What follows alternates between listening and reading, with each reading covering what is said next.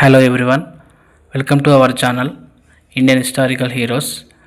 మా ఛానల్లో భారతీయ స్వతంత్ర సంగ్రామ పోరాటంలో పాల్గొన్న పోరాట వీరులు మరియు భారతీయ శాస్త్రవేత్తలు, భారత చరిత్రలో అతి గొప్పనైనటువంటి వ్యక్తుల గురించి తెలుసుకునే ప్రయత్నం చేస్తున్నాము.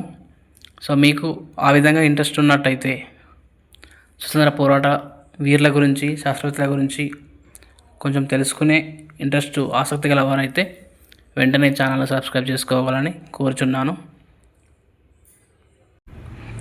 ఈరోజు మన వీడియోలో తెలుసుకోబోయే వ్యక్తి గొప్ప స్వతంత్ర పోరాట యోధుడు, భారతదేశ మొట్టమొదటి హోంమంత్రి మరియు మొట్టమొదటి ఉప ప్రధానిగా పనిచేసినటువంటి సర్దార్ వల్లభాయ్ పటేల్ గారు. సర్దార్ వల్లభాయ్ పటేల్ గారు అక్టోబర్ 31, 1875లో గుజరాత్లోని అడయార్లో జన్మించడం జరిగింది. ఆయన పుట్టిన తేదీని పురస్కరించుకొని మన ప్రధాని నరేంద్ర మోడీ గారు సర్దార్ సరోవర్ డ్యామ్ పైన 182 మీటర్ల ఎత్తైన విగ్రహాన్ని ఏర్పాటు చేయడం జరిగింది. వల్లభాయ్ పటేల్ గారి విగ్రహాన్ని నెలకొల్పడం జరిగింది. అలాగే నెలకొల్పుతూ దాన్ని యూనిటీ ఆఫ్ స్టాచ్యూగా పేర్కొంటూ ఆ ప్రదేశాన్ని ఏక్తా నగర్గా పేరు పెట్టడం జరిగింది. ఇది 182 మీటర్ల పొడవు, 597 అడుగుల పొడవు కలదు. ఆ 182 అనేది గుజరాత్ యొక్క అసెంబ్లీ స్థానాలకు గుర్తింపుగా నిర్మించడం జరిగింది. సర్దార్ వల్లభాయ్ పటేల్ గారు తన బారిస్టర్ డిగ్రీని లండన్లో కంప్లీట్ చేసుకొని ఇండియాకు తిరిగి వచ్చిన క్రమంలో గుజరాత్లో పొలిటికల్ కాన్ఫరెన్స్ గోధ్రా అనే ప్రాంతంలో జరుగుతుంది. దాంట్లో పాల్గొనాల్సిందిగా గాంధీజీ పిలుపు మేరకు పటేల్ గారు దాంట్లో పాల్గొనడం జరుగుతుంది. ఆ సభలోనే సర్దార్ గారి వాక్చాతుర్యము మరియు నాయకత్వ లక్షణాలు గ్రహించిన గాంధీజీ గారు తర్వాత 1918లో ఖేదా సత్యాగ్రహంలో పాల్గొనవలసిందిగా పిలుపునిస్తారు. మొట్టమొదటి సత్యాగ్రహమైన సర్దార్ గారికి అందులో కూడా ఎంతో ఉత్సాహంతో పనిచేయడం జరుగుతుంది. ఖేదా సత్యాగ్రహంలో తన నాయకత్వ లక్షణాలకు మరొక అవకాశం కల్పిస్తూ గాంధీజీ గారు బార్దోలి సత్యాగ్రహానికి నాయకత్వం వహించాల్సిందిగా పేర్కొంటాడు. బార్దోలి సత్యాగ్రహం సర్దార్ గారి నేతృత్వంలో విజయవంతం అవుతుంది. అక్కడ రైతులకి పన్ను మినహాయింపు ఇవ్వడం జరుగుతుంది. మరియు ఆ తర్వాత జరిగినటువంటి సహాయ నిరాకరణోద్యమంలో సర్దార్ గారు చురుగ్గా పాల్గొనడం జరిగింది. 1921లో సహాయ నిరాకరణోద్యమంలో చురుగ్గా పాల్గొన్న పటేల్ గారు ఉద్యమాన్ని మరింత ముందుకు కొనసాగేలా చూడడంలో తనదైన పాత్ర పోషించారు. అయితే అప్పటి వరకు అహింసా మార్గంలో, శాంతియుత మార్గంలో సాగుతున్న సహాయ నిరాకరణోద్యమంలో అనుకోని సంఘటన 1922లో ఫిబ్రవరి ఆ టైంలో చౌరీ చౌరా ప్రాంతంలో హింస రేకెత్తడంతో గాంధీజీ గారు ఉద్యమాన్ని విరమించదలుచుకున్నారు. దానికి సపోర్టుగానే పటేల్ గారు కూడా గాంధీజీ వెంటే నడిచారు. ఇండియన్ నేషనల్ కాంగ్రెస్ ప్రతి సంవత్సరం డిసెంబర్లో తన వార్షిక సమావేశాలు నిర్వహిస్తుంటుంది. వాటికి ప్రతి సంవత్సరం ఒక అధ్యక్షుని ఎన్నుకోవడం జరుగుతుంది. అలా 1931 కరాచీ సెషన్ ఐఎన్సీ సభకి సర్దార్ వల్లభాయ్ పటేల్ గారు ప్రెసిడెంట్గా చేయడం జరిగింది. ఈ కరాచీ సెషన్లోనే ప్రాథమిక హక్కుల ప్రస్తావన గురించి మొట్టమొదటిసారిగా వల్లభాయ్ పటేల్ గారు ప్రస్తావించడం జరిగింది. ఇదే రాజ్యాంగంలో ప్రాథమిక హక్కుల పొందుపరచడానికి ఒక మూల స్తంభంగా పేర్కొనవచ్చు. ఇదే టైంలో బ్రిటిష్ వారి చేత రౌండ్ టేబుల్ సమావేశాలు నిర్వహించడం జరుగుతుంది. గాంధీ ఇర్విన్ ప్యాక్ట్ అనంతరం లండన్లో రౌండ్ టేబుల్ సమావేశాలు నిర్వహిస్తారు. అయితే మొదటి రౌండ్ టేబుల్ సమావేశానికి ఇండియన్ నేషనల్ కాంగ్రెస్ పాల్గొనలేదు. అయితే రెండవ సమావేశంలో గాంధీజీ గారు పాల్గొనవలసిందిగా సర్దార్ గారు సూచించారు. మరియు ఐఎన్సి కూడా ఈ తీర్మానంలో పేర్కొనడం జరిగింది. తదుపరి తీర్మానానంతరం రెండవ రౌండ్ టేబుల్ సమావేశానికి గాంధీజీ గారు లండన్లో హాజరవడం జరుగుతుంది.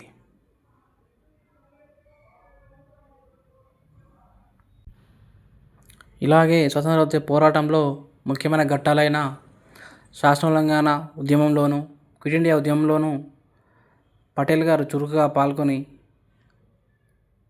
స్వతంత్ర పోరాటంలో తనదైన ముద్ర వేశారు. ఇలాంటి తరుణంలో క్విట్ ఇండియా ఉద్యమం తర్వాత ఇండియాకి స్వతంత్రం తప్పదని బ్రిటిష్ వారు గ్రహించి స్వతంత్రాన్ని ఇస్తాము అనే పేర్కొంటూ కొన్ని కమిషన్లు ఏర్పాటు చేయడం జరిగింది. అందులోనే భాగంగా 1946లో ఏర్పడినటువంటి రాజాజీ కమిషన్ నుంచి మొదలు పెడితే పార్టీషన్కి పునాదిరాలు వేసినటువంటి మౌంట్ బాటన్ కమిషన్ వరకు అన్నిట్లోనూ సర్దార్ గారి పాత్ర ఎంతో కీలకమైనది. అది 1946 ఇండియాకి స్వతంత్రం ఇవ్వడం అనివార్యమని తెలిసిన బ్రిటిష్ వారు ఇండియాకి స్వతంత్రం ఇస్తామని పేర్కొంటూ ఎలా విభజించాలి, ఇండియాకి ఎలా స్వతంత్రం ఇవ్వాలి అనే దానిపైన అనేక కమిటీలు వేశారు. అందులో భాగంగా రాజాజీ ప్రణాళిక, వెవెల్ ప్రణాళిక, మౌంట్ బాటన్ ప్రణాళిక అతి ముఖ్యమైనవి. అయితే ఈ ప్రణాళికలన్నింటిలో రూపొందించే వాటిలో ఇండియన్ కాంగ్రెస్ యొక్క నాయకులు పెత్తనం చెలాయిస్తుందని గ్రహించిన ముస్లిం నాయకుడైనటువంటి మహమ్మద్ అలీ జిన్నా గారు ఈ ఇండియాతో కలిసి ఉంటే ఐఎన్సి నాయకుల యొక్క పెత్తనం తప్ప తమ ముస్లిం పార్టీ అయినటువంటి నాయకుల పెత్తనం ఉండదు అని గ్రహించి వారి యొక్క ప్రాధాన్యత ఉండాలంటే సపరేట్ దేశం అయితేనే మాకు అత్యంత ప్రాధాన్యం ఉంటుంది, మేము సక్రమంగా ఉండగలము అని గ్రహించి సపరేట్ ముస్లిం దేశం కావాలనే కోరికతో అనేక నినాదాలను ఇస్తాడు. వాటిలో భాగంగానే డైరెక్ట్ యాక్షన్ డే సరిగ్గా అక్టోబర్ 16, 1946 రోజున డైరెక్ట్ యాక్షన్ డేను పిలుపునిస్తాడు. ఈ డైరెక్ట్ యాక్షన్ డే పిలుపునివ్వడంతో ఈ డైరెక్ట్ యాక్షన్ డే వల్ల మత ఘర్షణలు చెలరేగి సుమారుగా 5,000 నుంచి 10,000 వరకు మరణాలు, 15,000 వరకు క్షతగాత్రులయ్యారు. ఇదంతా గమనిస్తున్న భారతీయ జాతీయ నాయకులు మరియు గాంధీజీ గారు ఇండియా పాకిస్తాన్ విభజన తప్పదు అని గ్రహించి విభజించడానికి నిర్ణయించారు. సో అప్పుడు మౌంట్ బాటన్ ప్లాన్ ప్రకారం ఇండియాను అందులో తూర్పు పాకిస్తాన్, పశ్చిమ పాకిస్తాన్, ఇంకొకటి అఖండ భారత్. సో తూర్పు పాకిస్తాన్ అనగా ఇప్పుడున్న బంగ్లాదేశ్ కాగా, పశ్చిమ పాకిస్తాన్ అంటే ప్రస్తుత పాకిస్తాన్. ఈ విధంగా విభజన జరిగిన తర్వాత బ్రిటిష్ వారు చేసిన మరొక తప్పిదం ఏంటంటే ఇండియాలో ఉన్న స్వదేశీ సంస్థానాలు 1947 ఆ టైంలో 565 వరకు స్వదేశీ సంస్థానాలు ఉండేవి. సో వాళ్ళు ఈ విభజన అనంతరం బ్రిటిష్ వారు స్వదేశీ సంస్థానాలకి స్వతంత్ర నిర్ణయం తీసుకునే హక్కు ఉంటుందని పేర్కొంటూ ఇండియా నుంచి వెళ్ళిపోవడం జరిగింది. అందులో భాగంగా కొంతమంది రాజులు ఇండియాలో కావడం జరిగింది, కొంతమంది రాజులు పాకిస్తాన్లో కావడానికి ఇష్టపడ్డారు. అయితే అతి ముఖ్యంగా అతిపెద్ద సంస్థానం అయినటువంటి జూనాగఢ్, హైదరాబాద్ సంస్థానం మరియు కాశ్మీర్ సంస్థానాలు, ఈ మూడింటి వల్ల సమస్య తలెత్తింది.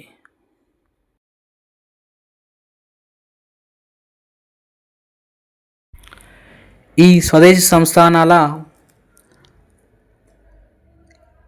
స్వతంత్రతను గమనిస్తూ వాటిని ఇండియాలో విలీనం చేయుటకి సర్దార్ పటేల్ గారు తన శక్తియుక్తులతో అఖండ భారత్ని నిర్మించడం జరిగింది.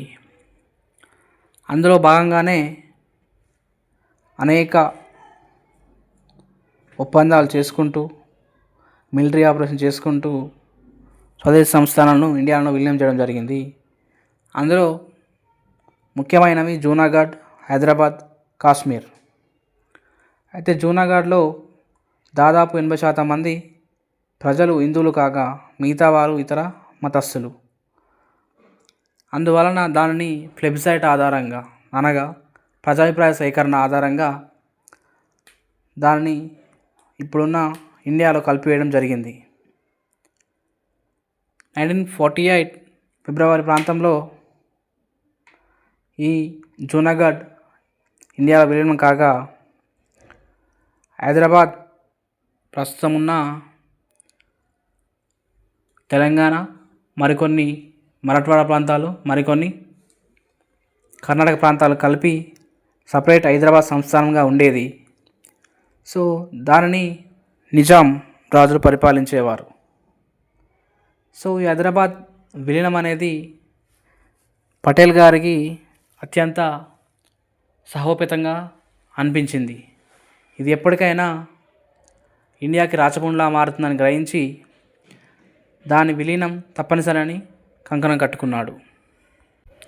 ఇలాగే మరొక సంస్థానం కాశ్మీర్. కాశ్మీర్ని పరిపాలించే రాజు హరిసింగ్ తన ప్రాంతాన్ని పాకిస్తానీలు ఆక్రమించుకోవడానికి వస్తున్నారని గ్రహించి ఈ ఇండియా సహాయం కోరుటకు నెహ్రూ వద్దకి వస్తాడు.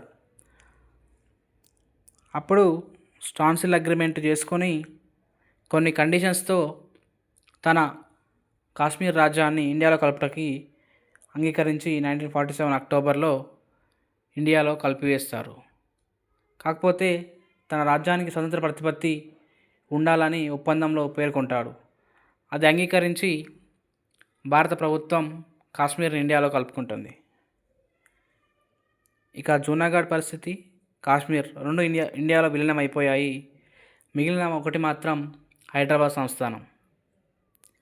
ఈ హైదరాబాద్ సంస్థానాన్ని ఇండిపెండెంట్గా ఉంచుటకి బ్రిటిష్ వారు వారికి అధికారాన్ని కట్టబెట్టారు. అయితే అప్పటి నిజాం మీర్ ఉస్మాన్ అలీ ఖాన్ స్వతంత్రంగా ఉండటకు ఇష్టపడి భారత్లో స్వదేశీ సంస్థానాల విలీనం కావడానికి ఇన్స్ట్రుమెంట్ ఆఫ్ ఆక్సిజన్ అనే ఒప్పందం ప్రకారం హైదరాబాద్ కొన్ని ప్రత్యేక షరతులు విధించడం జరిగింది. అయితే మీర్ ఉస్మాన్ అలీ ఖాన్ మరియు ఇండియా గవర్నర్ జనరల్ అయినటువంటి మౌంట్ బాటన్ గారి ఒప్పందం ప్రకారం హైదరాబాద్ స్వదేశీ సంస్థానంగా కొన్ని రోజులు కొనసాగవచ్చు.